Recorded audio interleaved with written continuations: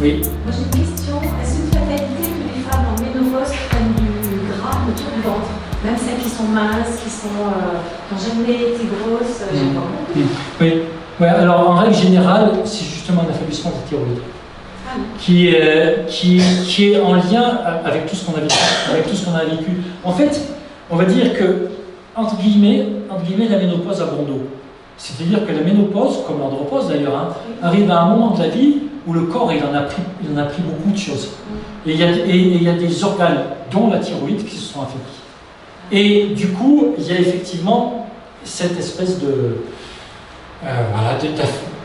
baisse du métabolisme de base et cette facilité à prendre du gras parce que le métabolisme de base est plus bas et notamment au niveau viscéral. Parce que aussi la résistance à l'insuline elle s'est un petit peu installée. Parce que on a pendant toute une vie, on n'a pas toujours été. Moi le premier, Moi, mes petits déjeuners, pendant longtemps, ils n'étaient pas bons. Donc, tout ça, etc., etc. Quel est le petit déjeuner idéal On ne refait pas la première. Non, mais je vais quand même répondre. Alors, en fait, ça va être aussi en fonction de ce qu'on aime. Ça, c'est très important. Il n'y a pas un petit déjeuner ne peut pas être idéal si je vous donne une recette et que je vous dis de manger des choses que vous n'avez pas envie de manger. Ça ne peut pas marcher. Parce que si je vous dis de manger des choses que vous n'avez pas envie de manger, vous allez être en stress. Et là, vous avez compris ce qui se passe en stress. Ok ? D'un autre côté, il y a des petits déjeuners qui sont effectivement, qui font des pics d'insuline. Comme je disais à la française, ces petits déjeuners-là, sur le long terme, ils génèrent une résistance à l'insuline. Donc ce sont tous ces petits déjeuners où on prend habituellement du pain blanc, des jus de fruits, ces fameuses céréales hyper raffinées, etc. Voilà. Donc non, le petit déjeuner, il faut le plus possible au petit déjeuner, il faut amener des graisses, des protéines, et quand ce sont des glucides, il faut que ce soit des glucides avec leurs fibres, que ce soit des céréales, des fruits ou autres. Est-ce qu'on peut forcer la main à son médecin pour qu'il recherche, si j'ai bien compris, des T3, T4 au lieu du TSH? Alors je vais répondre à la deuxième question, on peut commencer, après je fais l'autre. Forcer son médecin? Non. Soit votre médecin, il a été sensibilisé, il connaît le truc, et ça va être super. Voilà. Le plus gros problème, c'est que les médecins sont maintenant pistés. Et ils sont pistés par l'ordre des médecins. Ils ont des protocoles de soins qu'ils doivent mettre en place, et notamment en lien avec la thyroïde, c'est TSH standard. Rien d'autre. Et s'ils sortent du protocole, ils sont pénalisés. Voilà. Ils sont pénalisés via le tiers payant. Et donc, du coup, comment on fait pour le du coup, c'est soit vous avez un médecin qui est sensible au truc et il va se débrouiller d'une façon ou d'une autre, il sait comment faire. Voilà. Soit, et c'est un vrai problème, vous avez des médecins qui sont hors convention, ils n'en ont rien à foutre. Ils font ce qu'ils ont à faire. Chez un endocrinologue, pareil. Il sera obligé de faire la TSA plutôt que. C'est-à-dire qu'ils ont un protocole. Et dans ce protocole-là, ce que j'ai expliqué là sur la thyroïde, il n'est pas pris en compte. Voilà. À partir du moment où, parce que moi j'ai eu il y a pas longtemps, à partir du moment où la TSH est bonne, ils ne cherchent rien d'autre et ils vous disent non madame, vous n'avez aucun problème à la thyroïde. À la rigueur, il faut qu'il y ait un problème de TSH. Là, ils ont. C'est ce qu'elle m'a dit. Elle m'a dit si les chiffres avaient été entre temps et temps, on aurait pu penser. Et alors oui, et même je lui ai dit, mais je payerai les analyses. Enfin, et là non. C'est fou, non, elle n'est pas. Non, pas du tout, elle est très gentille. Elle est très gentille. Elle est super gentille, super douce. Oui, mais ça généralise. Oui. Quand il y a déjà un souci TSH, enfin moi je suis en hypothyrologie avec la maladie d'Hashimoto, du coup là ils n'ont pas cherché pourtant à savoir. Ah ouais. Ils n'ont même pas cherché. Parce qu'ils ne connaissent même pas ça. Ça, c'est catastrophique. Oui, c'est fou. Et c'est là que. Là c'est très simple, il faut changer de médecin. Vous me conseillez de regarder la vidéo. Ouais, bien sûr. Mais. Non, mais moi, je suis qui pour un médecin? Je suis qui? Et même.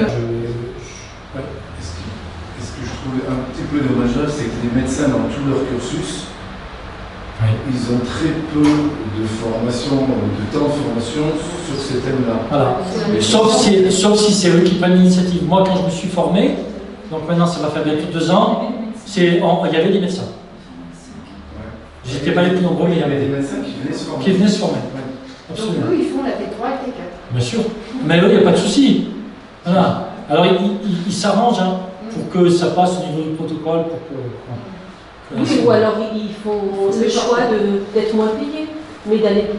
Oui, mais quand ça vaut le coup, ils le font. Oui, mais voilà, c'est un choix professionnel. Ouais. Ça, c'est des choix. Il y avait une deuxième question, qui était la première. Résistance à l'insuline réversible. Voilà, combien de temps ça peut mettre? C'est ça. Bah ça, c'est vachement subjectif parce qu'en fait, c'est en lien avec ce qu'on appelle des phénomènes épigénétiques. C'est-à-dire que, pour faire très court, il va falloir que dans le corps, il y ait, de la même façon qu'il y a eu une destruction de certaines choses avec le temps, il va falloir qu'il y ait une reconstruction et que ça passe par une... comment on appelle ça déjà?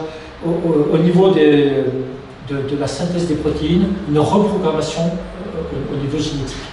Et ça, c'est l'épigénétique.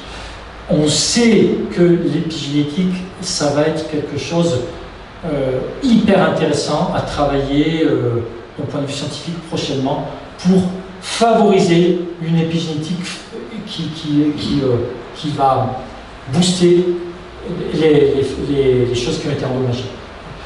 Et notamment, on sait qu'il y a des aliments qui ont des facultés épigénétiques.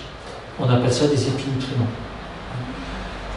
Un des aliments phares de ça, c'est la curcumine, présente dans le curcuma, qui aide. Voilà.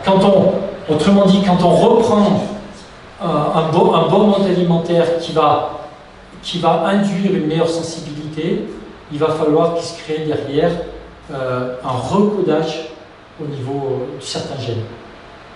Et ce recodage-là, ça dépend. Et après, quand ça sera reconstruit, on va retrouver tout ça. Et ce recodage va influencer surtout sur la qualité du microbiote, sur le fonctionnement du système immunitaire qui ne s'enflamme plus, etc. Sur la thyroïde qui fonctionne mieux, etc. Tout va être en lien.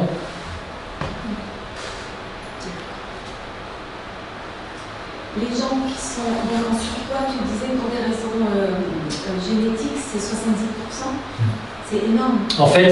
Donc ceux-là qui arrivent à 60 ans, comment tu les fais les lignes? Parce que là, c'est non, mais il y a. Si déjà à 60 ans, vous avez en fait. Alors, de mauvaises habitudes, de la génétique derrière, c'est vraiment. Ouais, mais bien sûr, c'est certain. En fait, j'aurais pu introduire. J'aurais vraiment pu introduire comme ça. Et la perte de poids, c'est quelque chose d'extrêmement difficile par rapport à certaines problématiques qui sont ancrées. Et notamment en lien avec ça, et avec ces 70%-là. C'est extrêmement difficile. Et d'ailleurs, c'est bien pour ça que leur histoire d'Ozempic et Wegovy et tout le bazar, en fait, c'est pas grand-chose leur truc, quoi. Et ils le savent. Mais derrière, il y a un marketing hyper puissant. Voilà. Donc, ce qui les intéresse beaucoup plus avec ces trucs-là, c'est le business que ça peut induire, dans l'illusion que ça donne aux gens. Mais. Ouais. Et vraiment, c'est hyper compliqué. Et il y a des moments où on n'y arrive pas. Alors, ça ne veut pas dire qu'on n'arrive pas à permettre aux gens de gagner en santé. Et ça, par contre, c'est pas rien. Mais il y a certains moments. Même en faisant tout ce qu'on a fait bien comme il faut, on atteint ce plateau. On a un gars qui en parle beaucoup, c'est Jason Fung, spécialiste du jeûne, et c'est un Canadien, et qui dit, de toute façon c'est très clair, quand vous partez dans ces problématiques de la perte de poids, vous avez 2 tiers des gens à qui ça vous échappe. Même en faisant toutes les choses bien comme il faut. Voilà. Ah ouais, ça nous échappe. Mais pour autant, on sait qu'on va amener ces gens-là, on va les amener vers une meilleure santé. Et après peut-être qu'il va se passer des choses, mais ça nous échappe à nous. Voilà. Peut-être qu'il va se passer des choses que tout à coup, en fait, Jason Fung parle de, comment il dit ce fameux, oh j'ai oublié le mot, au niveau des sens supérieurs, hypophyse, le point de référence. C'est ça. Le point de référence, il y a un point de référence qui se crée, c'est-à-dire que le corps, il a une intelligence absolue qui est qu'est-ce que je mets en place pour garantir ma survie. Voilà. Et ça se passe à ce niveau-là. Et lui, ce point de référence fait que s'il y a des pertes de poids importantes, voilà, il va partir du principe qu'il y a un danger. Et donc il fait tout pour éviter ça. C'est pour ça que la volonté, le machin et tout ça. Et ça explique ces histoires de plateau, hein, même avec les sémaglutides et tout. Voilà. Et ce point de référence, au bout d'un moment, tout à coup, il va bouger. Et ça, on ne l'explique pas. Alors, moi, je pense que peut-être que c'est l'épigénétique qui va arriver à l'expliquer. Peut-être, je ne sais pas. Mais en tout cas, je me dis que s'il y a une clé sur long terme, c'est ça. Voilà. Mais ce qui est certain, c'est que plus on intervient jeune, plus on a des chances d'y arriver. Moi, à mon âge, c'est un peu compliqué, hein, mais à 25-30 ans, putain, tout est jouable. Ouais.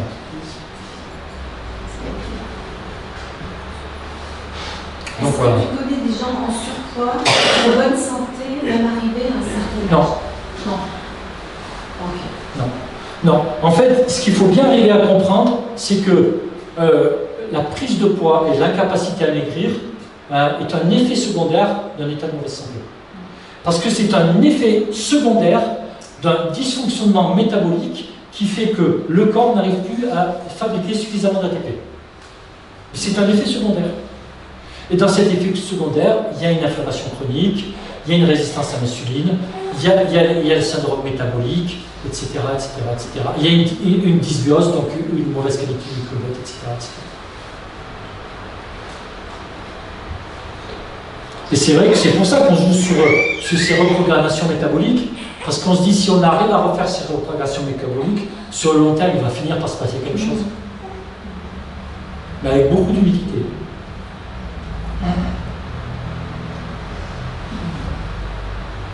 J'ai cru que tu avais une question. Non. Ouais. Ok. Est-ce que tu peux réexpliquer un petit peu le process de résistance à l'insuline? Ouais, il est vraiment essentiel celui-là. Alors. C'est le terme.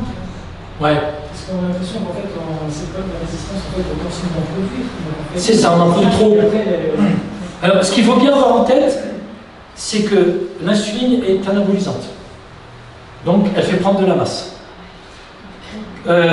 Prendre de la masse, c'est soit on prend du muscle, soit on prend du gras. Je fais des raccourcis, mais pour que les idées soient claires.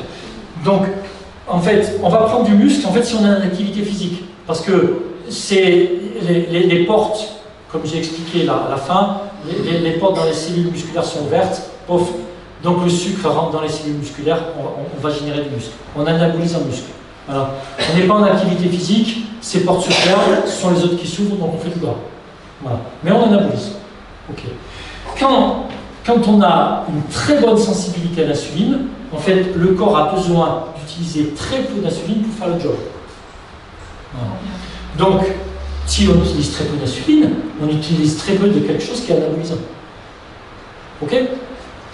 Quand on perd cette sensibilité à l'insuline, là, c'est l'inverse. Voilà. Physiologiquement, le corps résiste à l'action de l'insuline. D'où ce terme résistance à l'insuline. C'est quel processus qui produit ça en fait c'est un processus qui est un processus universel. C'est-à-dire que le corps, il a été tellement habitué à des hyperinsulinémies, donc à ces espèces de pics d'insuline, qu'au bout d'un moment, ça ne fait plus effet. En fait, c'est valable pour tout. Ouais. Dans la vie, c'est valable pour tout. À la rigueur, si tu es habitué à prendre des baffes, au bout d'un moment, ça ne fait plus d'effet. Voilà. C'est pareil pour tout. Voilà. Et c'est ce qui se passe. C'est que du coup, voilà, ce que devrait produire l'insuline, notamment cette ouverture de ces fameuses portes-là, voilà, se produit plus ou mal. Donc il faut plus d'insuline pour le même effet. Et donc ça c'est l'hyperinsulinémie, et au bout d'un moment, c'est carrément, l'insuline ça ne marche plus.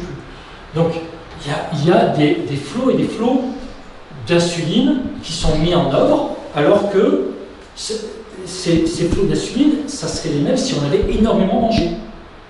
En fait, on a mangé très peu. Voilà. Donc, si on résume dans l'histoire, c'est quand tu es résistant à l'insuline, tu manges comme un petit oiseau, et c'est comme si tu avais fait une orgie romaine sur le plan de l'insuline. Et donc, du coup, bah, ouais, tu anabolises, quoi. Ouais.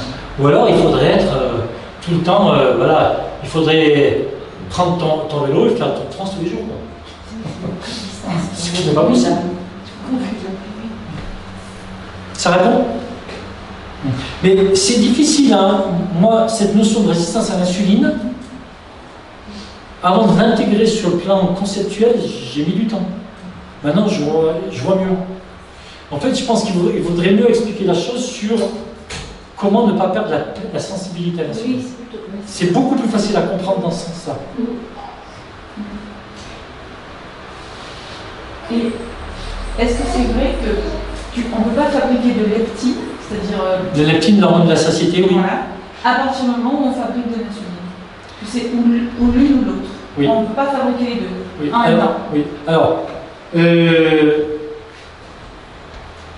en fait, il y a des...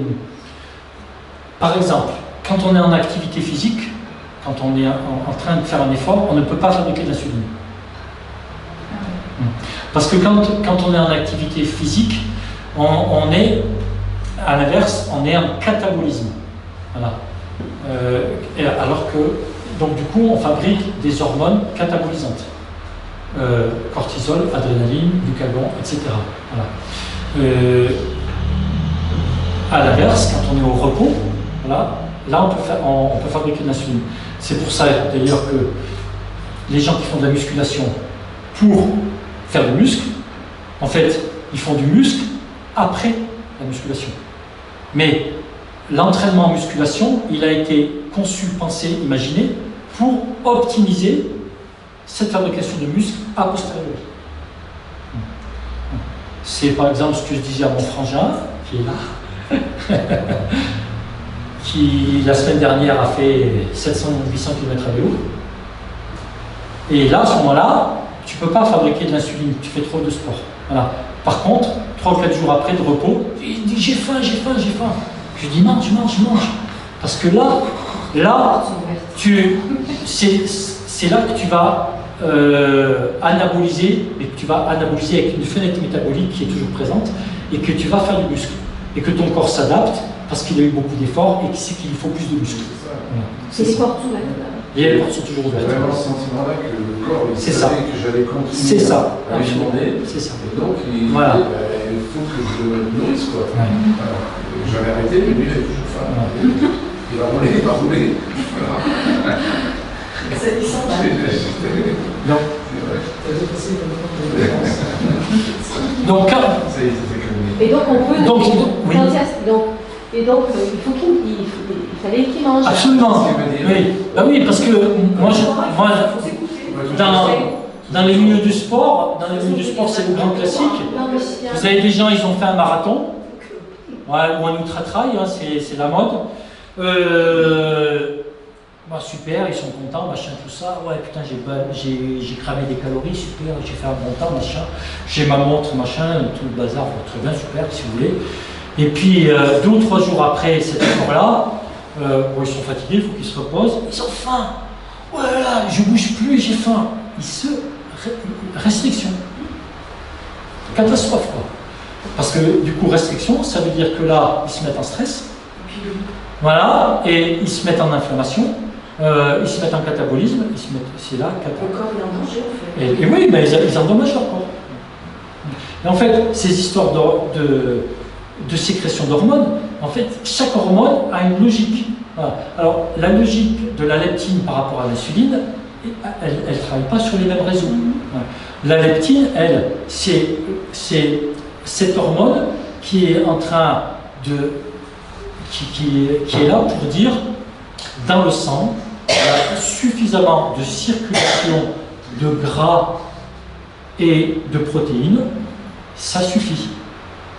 Et donc, elle est activée. Donc, il y a rassasiement.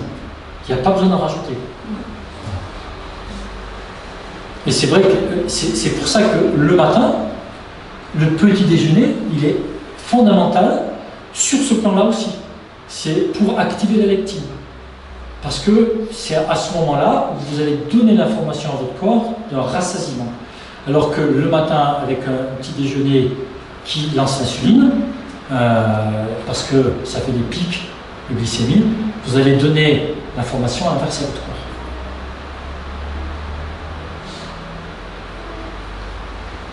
Et c'est pour ça que le petit déjeuner à la française, ou continental, ou tout ça, avec notamment le jus de fruits. Alors, le jus de fruits, hein, c'est la stéatose hépatique en Angleterre. Hein. Alors que les gens vous disent, j'ai pas touché une goutte d'alcool. Alors là, c'est vrai.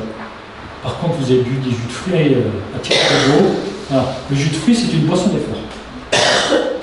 Mais si on fait notre jus de fruits le matin, par exemple. Alors, un fruit entier, oui. Mais si je veux pas en chou. Non. Non. Fruit entier. Il ne faut pas dissocier la fibre alimentaire du fruit. Voilà. Parce que la fibre alimentaire, c'est ce que j'explique, c'est la seule garantie pour éviter la montée de l'insuline. Si tu la dissocies, quand tu prends du jus, tu n'as plus de fibres. Et n'importe quel jus de fruits. N'importe lequel. N'importe lequel. Le jus de fruits, c'est une boisson d'effort. C'est-à-dire, c'est une boisson où le corps, déjà, il est en effort, donc il ne va pas faire d'insuline, c'est pas possible. Et le corps, il a toutes ses portes ouvertes. La cellule, il faut de l'ATP. Il faut vite que ça arrive, il faut vite que ça arrive. Voilà. Et là, le jus de fruits, parfait. Là, ça arrive vite. Quand on fait du sport. Voilà. Mais sinon, tu fais, non seulement tu fais du gras, mais là, avec le jus de fruits, voilà, tu fais du gras au niveau du foie. C'était à toi, c'est pratique. Manger, Même pour les enfants. Même pour les enfants, bien sûr. Le jus de fruits, boisson d'effort. Ah oui. Alors, l'avantage des enfants, c'est qu'ils ont un métabolisme tellement neuf, tellement performant, qu'ils arrivent, ils sont moins sensibles à ça. Voilà. Mais sur le long terme, c'est ce qui va se passer. Parce que maintenant, ce dont on se rend compte, c'est que des phénomènes de syndrome métabolique ou de résistance à l'insuline qui arrivaient vers 40, 50, 60 ans à une époque, maintenant ils arrivent à 30 ans. Il y a des examens pour voir cette résistance. Cette résistance, oui. L'hémoglobine glyquée. Ça, un médecin peut le prescrire. Sauf qu'un médecin, il va pas vous le prescrire s'il ne voit pas de problème avec votre glycémie. Mais l'hémoglobine glyquée, oui, c'est très là où on voit. C'est le même souci que la thyroïde. Ouais. C'est peut-être la question. Comment? C'est pas mal pour le médecin, ça. Il peut peut-être tout faire. L'hémoglobine glyquée, c'est sûr que c'est un contexte diabétique. C'est ça. C'est ça, c'est ce que je dis. S'il n'y a pas de perturbation de la glycémie, il ne la prescrit pas. Et bien voilà, c'est ça, c'est si tu n'as pas de diabète. Voilà. Tu ajoutes du sucre dans le Ah ouais, c'est ça. Non, alors tu manges plein de sucre, pas d'avoir 2 ans. Non, j'ai pas mangé depuis 15 jours. Tu vas pas à jeun. Tu vas pas à jeun. Et tu prends un bon jus de fruits. Ah ouais, mais parce que voilà, tout le monde a entendu voilà, cette espèce de faire plein de vitamines le matin. Mais oui. Faites le plein d'insuline. Et enfin bon. Et les compotes, c'est du même ordre. Alors là vous prenez, discutez par exemple avec des triathlètes. Des triathlètes, ce sont vraiment des efforts où la quantité d'énergie qui passe entre la natation, le vélo, la course à pied, et au bout d'un moment, ils disent il y a qu'un truc qui passe, c'est la compote. Oui, et on voit qu'ils Ouais. Ils disaient, il n'y a plus que ça, quoi. Si j'ai pas ma compote, je vais au bout, quoi. Tu vois? Oui, mais après. Mais une compote de temps en temps, ça va. Voilà. Surtout si elle est faite maison et que. Ouais, mais c'est pas. Mais par contre, c'est. Au quotidien. La compote, j'avais vu une émission qui disait qu'en fait, le problème, c'est que quand on mange une pomme, le fait de croquer, de mâcher, etc., on arrive plus facilement, rapidement au niveau de satiété. Alors que dans une compote, il y a l'équivalent de 5-6 pommes. C'est ça. Et que du coup, il n'y a pas le même Voilà. Et en plus, dans la compote, alors ça dépend toujours comment elle est faite, mais dans la compote industrielle, les fibres sont vraiment broyées. Donc, du coup, elles vont beaucoup moins fonctionner que la fibre intacte du fruit nature. Voilà. Eh bien, écoutez, et n'hésitez pas, pour ceux qui ne savent pas, d'aller voir les autres conférences et puis vous abonner si ça vous intéresse, parce que moi, ça me rend de la visibilité. Et éventuellement, voilà, likez, mettez des commentaires, etc. Je vois bien, moi, j'aime pas ça, mais je suis obligé d'y passer. Il faut qu'on passe par les réseaux, quoi.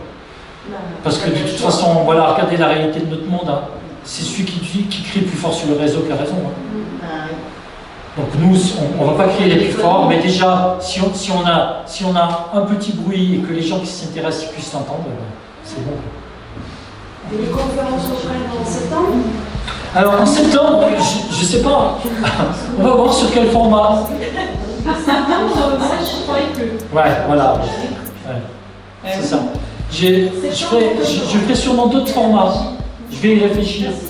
J'avais envie de faire des formats plus courts sur des thématiques beaucoup plus ciblées.